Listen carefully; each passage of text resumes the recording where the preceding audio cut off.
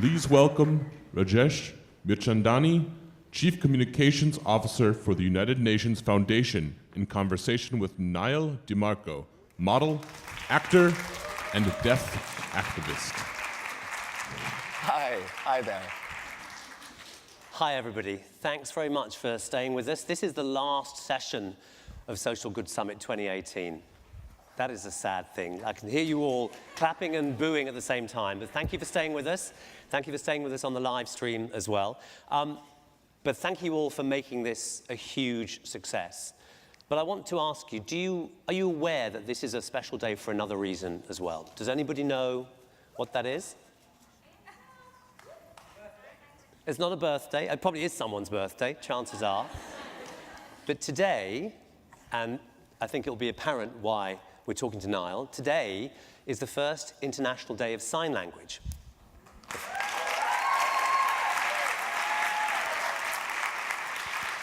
That means thank you, I learned. Right? Did you even know there was one? That's actually applause. That's actually applause. Oh, that's so hearing people tend to clap, but deaf people, we wave our hands like this. So now you learned a word. We're going to learn more words later on. Did you even know there was an International Day of Sign Language? This is the first one. So you did. Okay, good. I'm glad. I'm glad. Did you know that around the world, 72 million people are deaf? That's around 1% of the world's population. And around 80% of those people live in developing countries. They're often a community that is forgotten and voiceless. But no more. Thanks to NYLE DIMARCO. Model, actor, dancer, celebrity, and possibly the most famous deaf person that you know or have heard of in the world. Welcome. I mean, aside from Marley Matlin, perhaps. Now, you grew up in a deaf household. Tell us a little bit about what challenges your family faced. Sure, I think a lot of people actually don't realize that my entire family is deaf. My parents are deaf, my brothers, my grandparents, even my great-grandparents. So growing up, it wasn't really a problem for me. You know, my world was a perfect world, much like a utopia. I would say the one challenge that my family did face was within the education system. When I first enrolled in school, I was quite fluent in sign language by that time, and my teachers were hearing and unfortunately weren't. So oftentimes they would ask me for clarification, or they would ask me to repeat myself, or to speak slower, or to sign a different way to make things easier for them, even though I was more skilled in American Sign Language than they were. So all of the other students in that school who had grown up deprived of language because their parents were hearing and wouldn't sign, were able to communicate with the teachers, but I, was a little bit more advanced than them. At the same time, I was also forced into speech therapy, and so I would have to be pulled out of things like math class to pronounce the letter B for 30 minutes at a time. My mother was furious with this, and she didn't see a point in continuing to do the same things. So she approached the school board, and she, asked them to empower deaf educators to become decision makers and to fight for the next generation of deaf children, including my generation. And to teach deaf people that they can do more and really be change makers. So the school board refused, and my mother was insistent, and we ended up moving to another school. She moved us down to Austin, Texas, to one of the best deaf schools in the country. And so I think the biggest challenge that my family faced was really the empowerment within the education system. So you grew up in a household of activists, and because your entire family was deaf, you didn't feel any different in your home. So how important was that in you being able to, now stand up and say, hey, don't think of me as differently? How did it help you?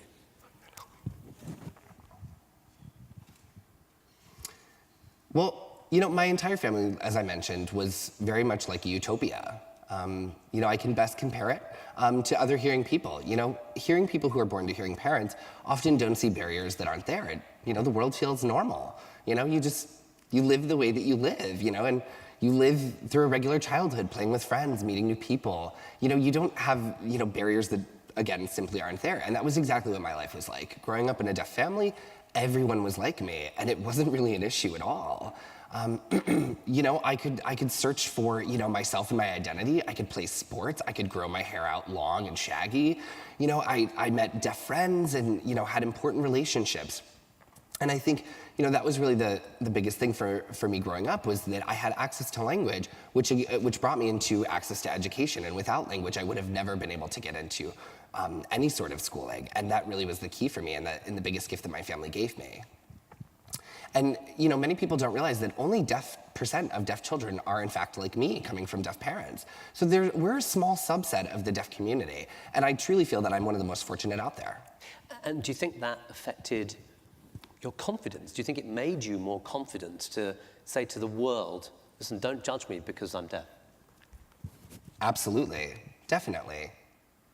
Growing up, I was very confident in my identity. I was very strong in my deaf identity, even from a young age. I never let deafness define me, but instead I was able to define my deafness, which, I think is really kind of, it's saying to the world, come at me, I'm ready. And I love that because, that sentence, I didn't let my deafness define me, I defined my deafness. You could insert a different thing in the place of deafness. I didn't let my ex define me, I defined my ex. Absolutely, absolutely. And, I always tell people, it's really important to love and to cherish your identity. Even if you're still trying to figure that out, it's something that is so important. You have to love yourself first before you do anything in life. Because really, that's what leads to bigger and better things. And it leads to happiness, I think. Absolutely. That's a great note for the last session of the Social Good Summit, I think. Tell us, why do you think it's important that we mark and acknowledge the International Day of Sign Language? That's a great question.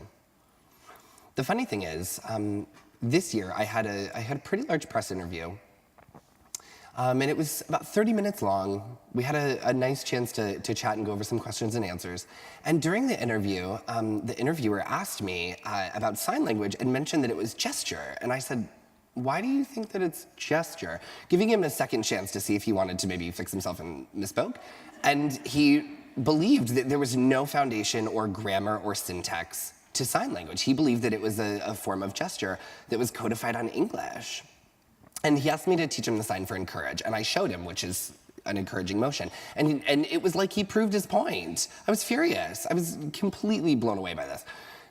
Mind you, he lives in the United States. And so if that's something that's happening in the United States by someone who is, an interviewer on TV and, is aware of these things, imagine what's happening in the rest of the world and in other developing countries where, deaf people don't have the same recognition and the same acknowledgement, and, their languages are not, officialized yet.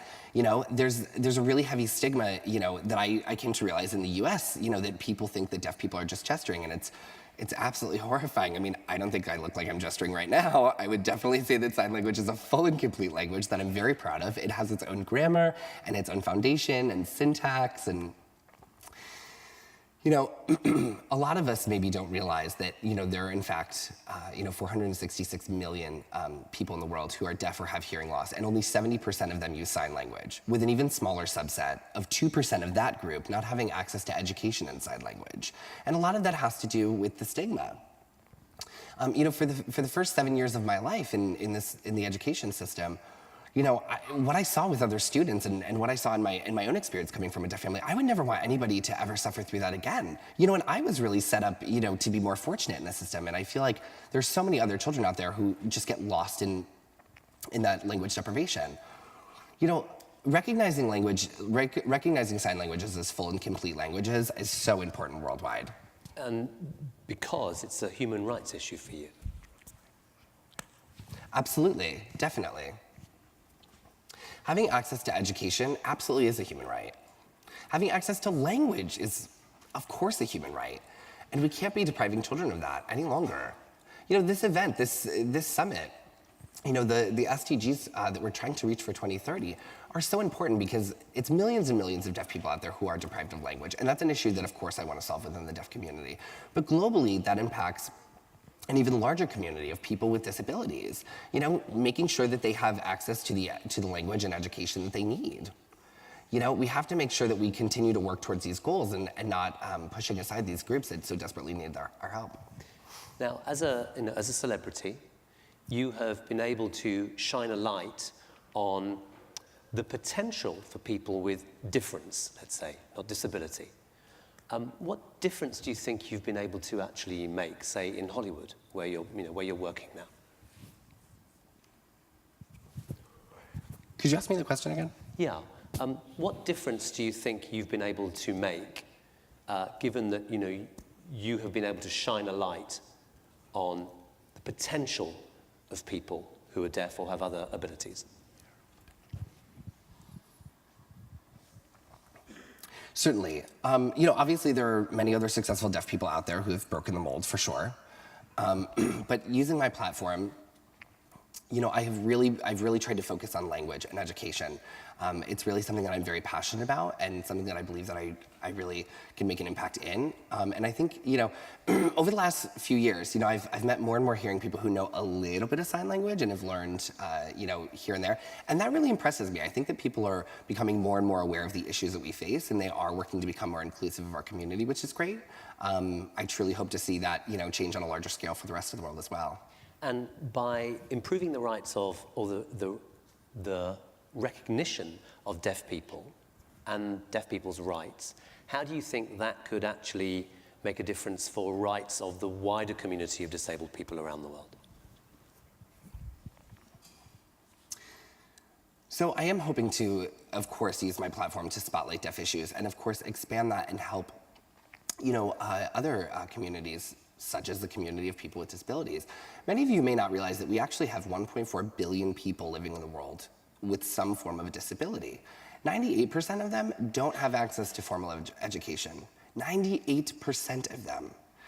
And not having any access, we're talking 1.4 billion of us. We're the largest minority group in the world. And so I really hope to expand my reach and my platform to really address issues facing the wider disability community as well. I know that, the 1.4 billion people out there certainly are going to be the ones helping us and harnessing this momentum to achieve the SDGs in 2030.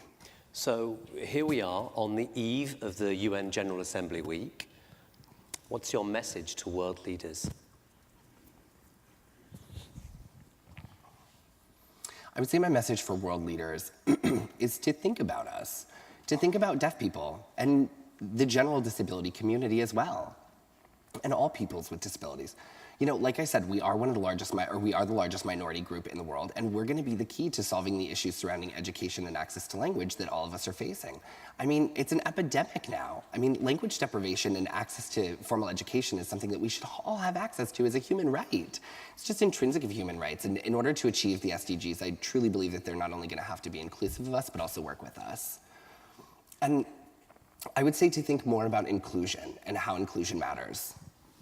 Okay, well, talking about inclusion, what I'd love to do in the last minute that we have is actually teach our audience a little bit of sign language. Would you guys be up for that? So, how do you say social good summit? Social.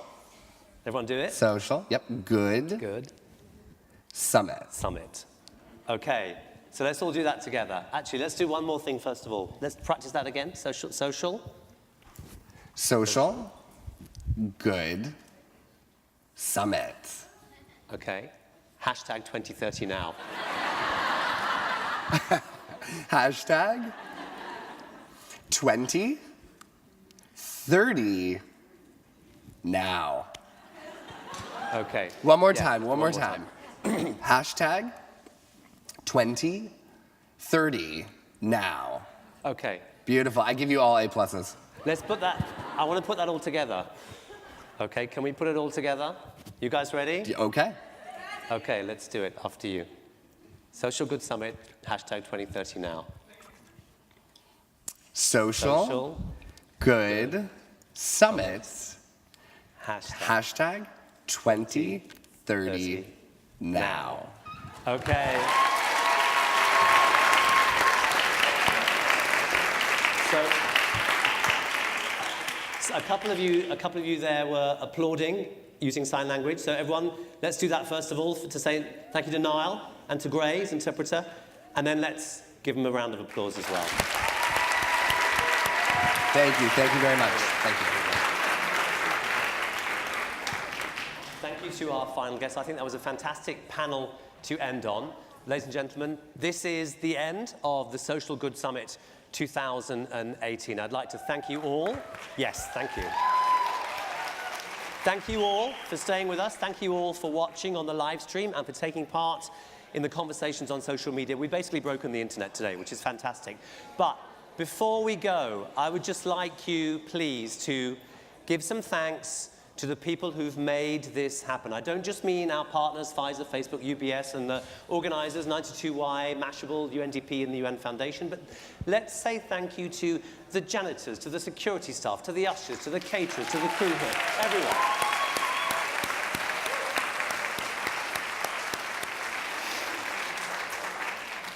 Remember, we've heard so many amazing panels today. Here we are at the beginning of the UN General Assembly Week, and what I think is really amazing about this community is that many of you come together with individual issues, but hopefully you come to this forum and you understand that your issues are all connected. We're all connected by a commonality, our passion for change. You're all change makers already. And if you come here because you're interested in climate, then that means you're interested in health issues. If you're here because you're interested in health, you're interested in poverty and education issues. If you're interested in poverty and education, you're interested in equality. Our issues all intersect, and they're all reflected in the Sustainable Development Goals. So I want you to go back to your communities, go back to wherever you're from, get online, learn more, talk more, advocate more, and as we head into the UN General Assembly Week tomorrow, send a strong message to our leaders that our ambition requires their action for 2030 now. Good night, and thank you very, very much.